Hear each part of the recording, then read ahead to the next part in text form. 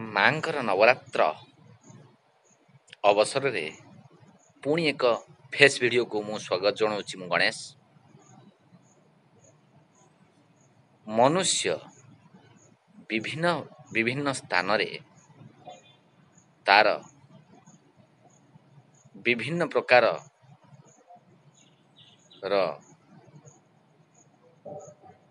ରୂପ ସେ ପାଇଥାଏ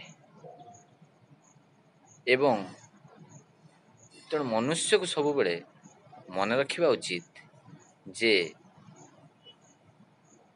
ସେ କିଭଳି ଲୋକମାନଙ୍କ ସହିତ ମିଶିବ, ଯାହାଦ୍ୱାରା ସେ ତାର ସଠିକ୍ ମାର୍ଗରେ ପରିଚାଳିତ ହେବ। ଏଇ ଯେମିତି ଦେଖନ୍ତୁ, ବର୍ଷା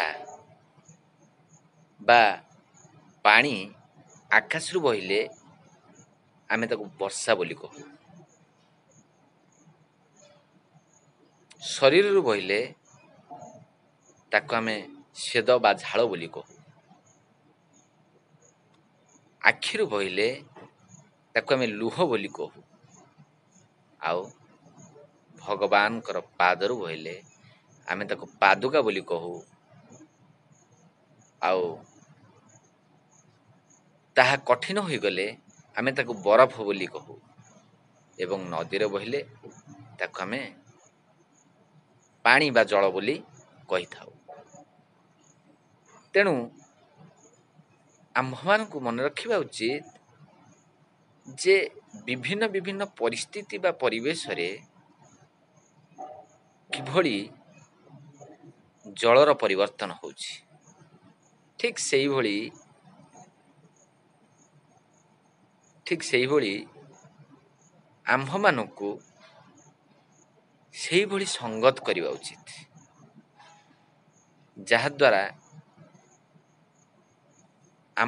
ଆମ୍ଭେମାନେ ଠିକ୍ ପଥରେ ଅଗ୍ରସର ହୋଇପାରିବା ବା ଠିକ୍ ଲକ୍ଷ୍ୟସ୍ଥଳରେ ପହଞ୍ଚିପାରିବା।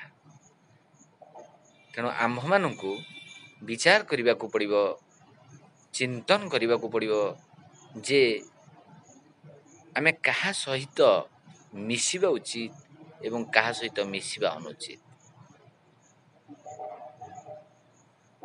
ତେଣୁ ଆମର ଲକ୍ଷ୍ୟ,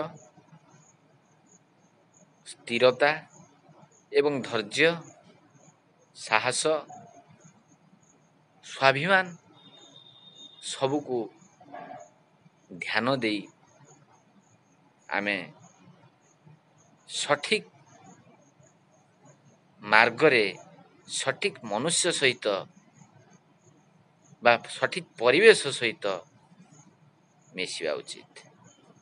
ତେବେ ଯାଇ ମଣିଷ ଠିକ୍ ବାଟରେ, ଠିକ୍ ସ୍ଥାନରେ, ଠିକ୍ ଲକ୍ଷ୍ୟସ୍ଥଳରେ ପହଞ୍ଚିବ। ତେଣୁ ଆପଣଙ୍କୁ ଅନୁରୋଧ ଯେ ନିଜକୁ ପ୍ରଥମେ ଚିହ୍ନ ଏବଂ ନିଜକୁ ଚିହ୍ନି ଅନ୍ୟମାନଙ୍କ ସହିତ ଠିକ୍ ସେଇଭଳି ଆବଶ୍ୟକତା ଅନୁସାରେ ମିଶ ଏବଂ ଜୀବନକୁ ଠିକ୍ ଲକ୍ଷ୍ୟସ୍ଥଳରେ ନେଇ ପହଞ୍ଚାଅ। ରହୁଛି। ଯଦି ଏ ଭିଡ଼ିଓଟିକୁ ଭଲ ଲାଗୁଥାଏ ତେବେ ଲାଇକ୍, ସେୟାର, କମେଣ୍ଟ ଏବଂ ସବସ୍କ୍ରାଇବ୍ କରିବାକୁ ଜମାରୁ ଭୁଲିବେ ନାହିଁ। ଜୟ ଜଗନ୍ନାଥ।